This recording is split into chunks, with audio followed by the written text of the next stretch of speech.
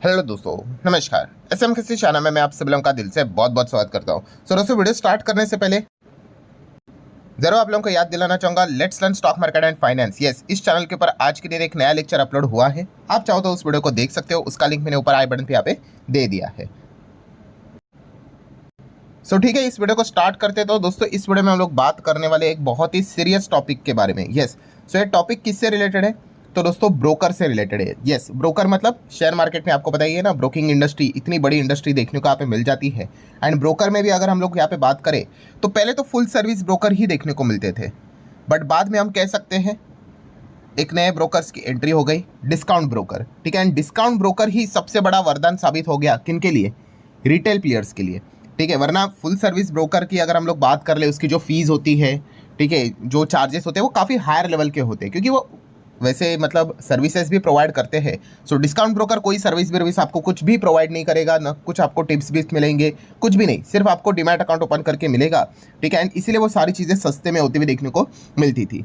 बहुत सारे आप सभी लोगों को बताइए full service brokers and discount brokers भी हमारे इधर देखने को यहाँ पे मिलते हैं, बट सबसे ज़्यादा मोस्ट पॉपुलर डिस्काउंट ब्रोकर कौन से हैं? Yes, grow, Upstox, angel one, Zerodha, यही चार सबसे ज़्यादा पॉपुलर डिस्काउंट ब्रोकर हम लोग को देखने को मिल जाते हैं। एंड अब दोस्तों दिक्कत क्या हुई है?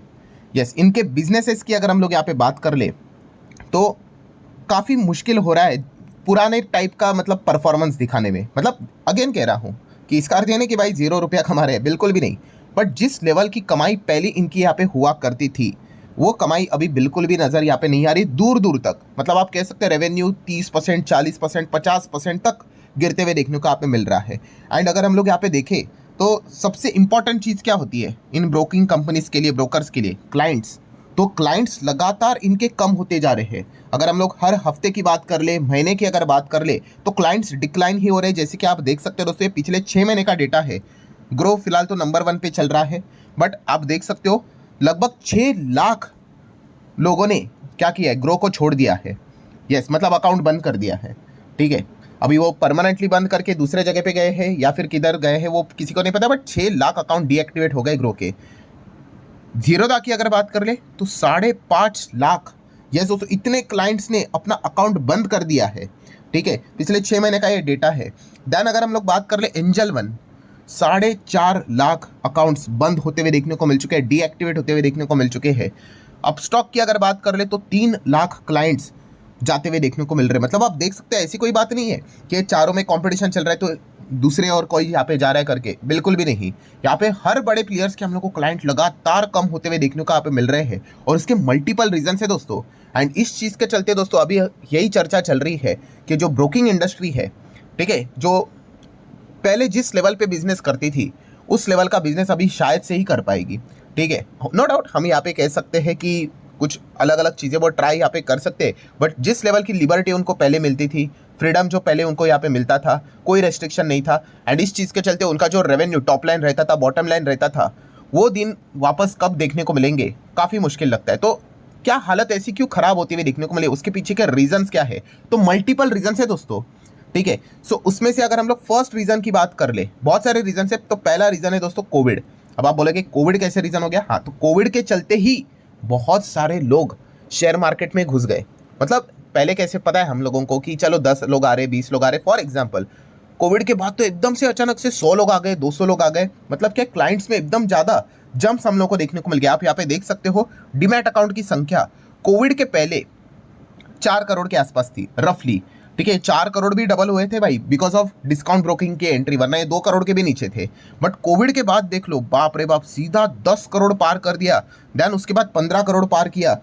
एंड अभी की अगर हम लोग बात कर ले तो अभी कितना चल रहा है? मोटा मोटी 23.5 करोड़ है डीमैट अकाउंट। ठीक है, सितंबर 25 के हिसाब से डेटा की बात करें तो इतना ज़्यादा बड़ा, जो पहले 2 करोड़ के आसपास भी नहीं था। मतलब क्या दोस्तों, यस, कोविड के बाद बहुत सारे लोग मार्केट में यहाँ पे आए हैं। ठीक है, एंड इस चीज़ के चलते दोस्तों जब बहुत सारे लोग एकदम से ही मार्केट में एंटर यहाँ पे करते हैं, एंड मार्केट जिस प्रकार से परफॉर्मेंस जो दिखा रहा था कोविड के बाद, जो एक बुल रन आया था ना, उसी चीज़ के चलते लोगों ने एंट्री मारी थी मार्केट में, वो अब बुल रन हम लोग को उतना देखने को नहीं मिल रहा है। ठीक है, वो भविष्य में होगा नहीं होगा वो किसी को नहीं पता भाई, मार्केट में क्या होता है, बट वो चीज़ अभी नज़र नहीं आ रही ना, तो लोग डिसअपॉइंट हो रहे हैं। एंड इसलिए आप देख सकते हो कि धीमे धीमे करके वो क्या कर रहे हैं, यहाँ पे अकाउंट बंद करते हुए देखने को मिल रहा है, क्योंकि उनको लगा था कि मार्केट में पैसा कमाना कितना सिंपल है, रोज ऐसी दिवाली होगी। तो ऐसी रोज दिवाली नहीं होती भाई, मार्केट आपको सारे रंग दिखाएगा, सारे दिन दिखाएगा। सो ये पहला रीजन था कि काफी सारे क्लाइंट्स एक झटके में बढ़े। तो जब चीजें सेम नहीं रहेगी तो गिरेंगे भी, तो एक पॉइंट देखने को मिला। सेकंड पॉइंट की अगर बात कर ले तो नो डाउट सेबी। सो जैसे कि अभी मैंने आपको क्या बोला, पहले कारण क्या था कि बहुत सारे लोग मार्केट में एकदम से आ गए एंड अनरियलिस्टिक चीज़ एक्सपेक्ट करना लग गए कि रातों रात पैसा छापेंगे, ये करेंगे वो करेंगे, आपको पता ही है क्या क्या चीज़ें चलती है।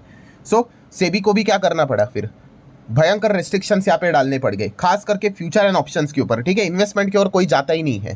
ठीक है, खास करके आपको एफएनओ में ही आपको ये चीज़ें देखने को मिलेगी, और बहुत सारे लोग फ्यूचर एंड ऑप्शंस में आते हुए देखने को मिल गए। एंड इस चीज़ के चलते सेबी को ने क्या कर दिया, रिस्ट्रिक्शन डाल दिया। क्यों? क्योंकि सेबी ने खुद बताया 93% लोग जो एफएनओ करते हैं वो लॉस में ही बैठे हुए हैं, और जो बाकी के भी जो कमाते हैं इंडिविजुअल, उनका साल का एवरेज इनकम भी 1 लाख ही होगा, ये सेबी को पता है। और जो एक्चुअल में कमाते हैं एकदम भर भर के करोड़ में, वो तो सारे इंस्टीट्यूशंस है।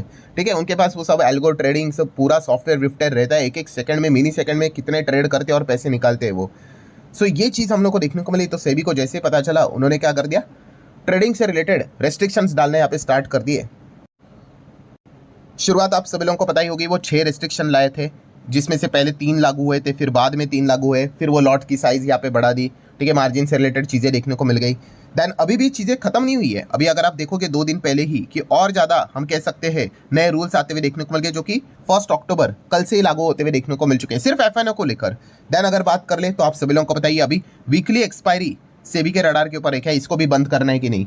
मतलब यहाँ पे हम कह सकते हैं कि इस चीज़ पे ही सबसे ज़्यादा लोग मार्केट में हम लोग को देखने को मिल रहे थे। अगर यही चीज़ें जितनी कम कम कम कम यहाँ पे होती चली जाएगी, ऑटोमेटिकली लोग भी क्या करेंगे भाई, मार्केट क्विट करना यहाँ पे स्टार्ट करेंगे। क्योंकि जैसे मैंने आपको बताया कि ट्रेडिंग वर्सेस इन्वेस्टिंग में, ठीक है, इन्वेस्टमेंट करने वाले तो वैसे भी बहुत सारे लोग बिना डीमैट अकाउंट वाले, वो तो म्यूचुअल फंड के थ्रू ही करते हैं। ठीक है, जो बाकी ट्रेडिंग वाले वो सब एफएनओ वाले ही है। और एफएनओ में तो अभी आप देख सकते हो, सारे नियम कानून कायदे बदलने के बाद ट्रेड करना और प्रॉफिट निकालना, ये बहुत ही ज़्यादा क्या हो चुका है, अभी मुश्किल होते हुए देखने को यहाँ पे मिल चुका है। एंड जैसे आप सभी लोगों को पता है, ये जितने भी ब्रोकर्स हैं उनका मेजर जो इनकम आता है वो ट्रेडिंग से ही आता है। ट्रेडिंग से आता है मतलब आप प्रॉफिट करो या लॉस करो, उनको फर्क नहीं पड़ता भाई, उनको अपना ब्रोकरेज मिलता है, पैसा मिलता है। सो ये सारी चीज़ें यहाँ पे रुक गई। रुक गए मतलब बहुत ज़्यादा रिस्ट्रिक्शंस यहाँ पे आ गए।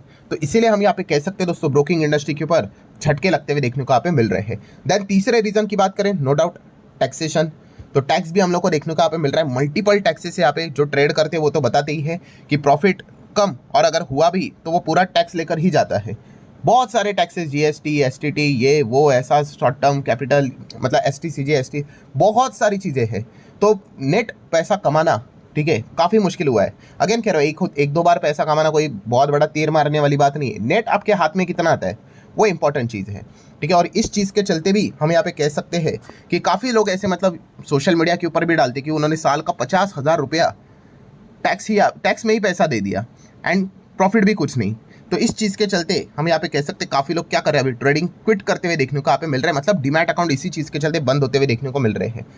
पॉइंट नंबर 4 की अगर हम लोग बात करें दोस्तों, तो यस, कंपटीशन भी है। मतलब अभी जो ये डिस्काउंट ब्रोकर हम लोग को देखने को मिल रहे थे, अब क्या आ गया, जियो भी आ चुका है, वो भी ब्रोकिंग इंडस्ट्री है। मोबीक्विक की अगर बात कर ले तो आप सभी लोगों को पता है, मोबीक्विक को भी हाल ही में ही सेबी ने अलाउ कर दिया भाई, आप भी स्टॉक ब्रोकिंग का लाइसेंस इनको यहाँ पे मिल चुका है, ये भी यहाँ पे आ चुके हैं। ठीक है, एंड देन आप देख सकते हो बाकी के ICICI securities, SBI securities, HDFC securities, मतलब जो ये बाकी अदर देन डिस्काउंट ब्रोकर्स है ना, वहाँ पे हम लोग को क्लाइंट्स ज़्यादा जाते हुए देखने को यहाँ पे मिल रहे हैं।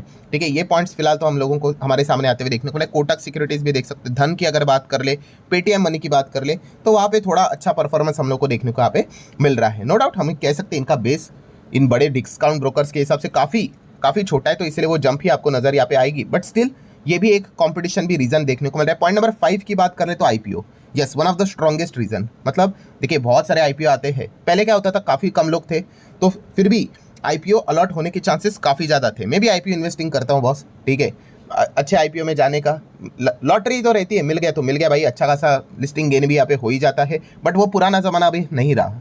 ठीक है, अभी एक लोगों के पास, ठीक है, 5-5, 10-10 डीमैट अकाउंट उन्होंने खोल के रखे हुए हैं, ठीक है, जो कि कंप्लीटली लीगल है। बट यहाँ पे प्रॉब्लम क्या हो गया, अब बड़े बड़े साइज के आईपीओ भी आ गए, तो भी किसी को मतलब 5-10 डीमैट अकाउंट से भी पैसा लगा लो, कोई फायदा नहीं हो रहा है।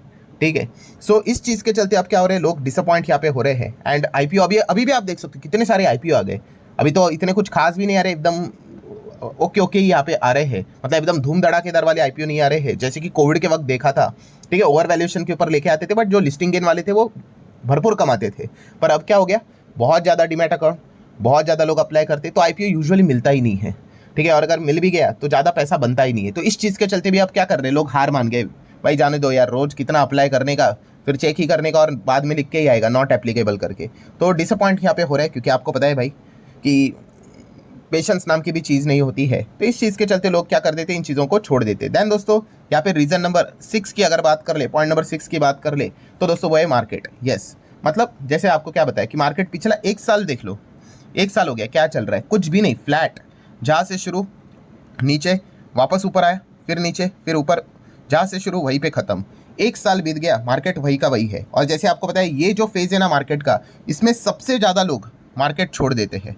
यस, मतलब मार्केट में तेजी आई तब तो कोई नहीं छोड़ेगा, मार्केट गिर भी गया ना, मान लो एकदम क्रैश भी हो रहा है, अफरा तफरी मची, फिर भी लोग इतना नहीं छोड़ते। पर मार्केट जब कंसोलिडेट होता है, ऐसा डेड हो जाता है, एकदम फ्लैट यहाँ पे हो जाता है, कोई रिटर्न्स नहीं बनते हैं, ठीक है, तब सबसे ज़्यादा लोग निकल जाते हैं, ठीक है, क्योंकि ऐसे सिचुएशन में पैसा निकालना, कमाना काफ़ी ज़्यादा हम लोगों को मुश्किल होते हुए देखने को यहाँ पे मिल जाता है। जो एफएनओ करने वाले होते हैं, ठीक है, जैसे कि आप सभी लोगों को पता है भाई, ऑप्शन बाइंग बीइंग करके अगर आप चलोगे तो मतलब अगेन कह रहा हूँ, नेट रिटर्न्स बनने के चांसेस बहुत कम होते हैं, ठीक है। वो आप अगर बेचोगे ऑप्शन विप्शंस, ठीक है, तभी जाके हम कह सकते हो call writing and all that, तो वहीं पे आप कह सकते हो कि एक फिक्स रिटर्न्स बनने के चांस, फिक्स मतलब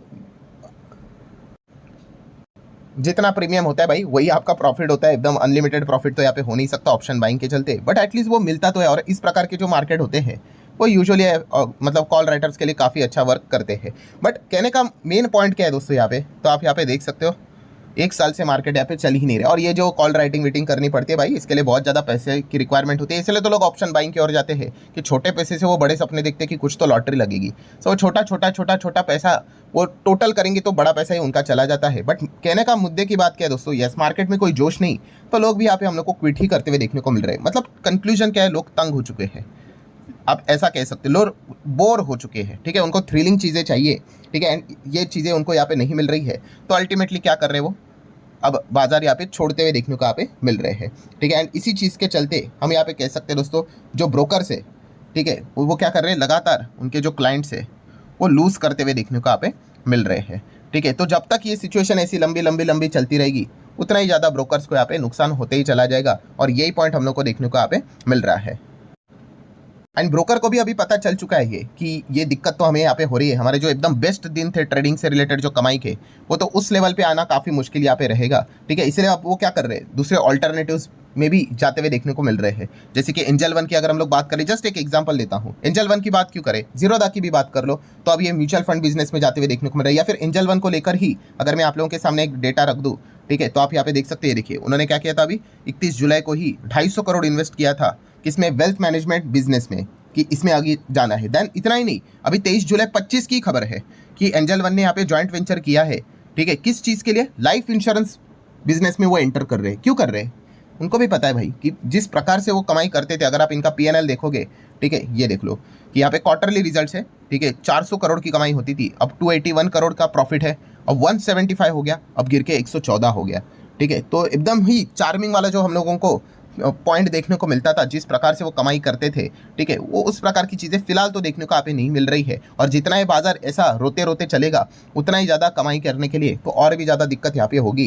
तो इसलिए ये पॉइंट्स हम लोग को देखने को यहाँ पे मिल रहे हैं। सो आशा करता हूं दोस्तों पूरा जो सिनेरियो था वो मैंने आप लोगों के सामने यहाँ पे रखा हुआ है, ठीक है। वैसे आपको क्या लगता है, इसमें से जो रीजंस मैंने आपको बताया 5-6 रीजंस, उसमें से स्ट्रॉन्गेस्ट रीजन कौन सा है जिस चीज़ के चलते लगातार ब्रोकिंग इंडस्ट्री के क्लाइंट्स निकलते हुए देखने को मिल रहे हैं? आप चाहो तो अपनी राय भी कमेंट सेक्शन में रख सकते हो। वीडियो हेल्पफुल लगा होगा, चाहो तो लाइक एंड शेयर कर सकते हो, एंड इस चैनल पे भी जरूर विजिट करना, जो वीडियो आए हैं नॉलेज पर्पज के लिए, आप चाहो तो उसको भी चेकआउट कर सकते हो, स्टडी कर सकते हो। मिलते हैं अगले वीडियो में, तब तक के लिए बाय बाय।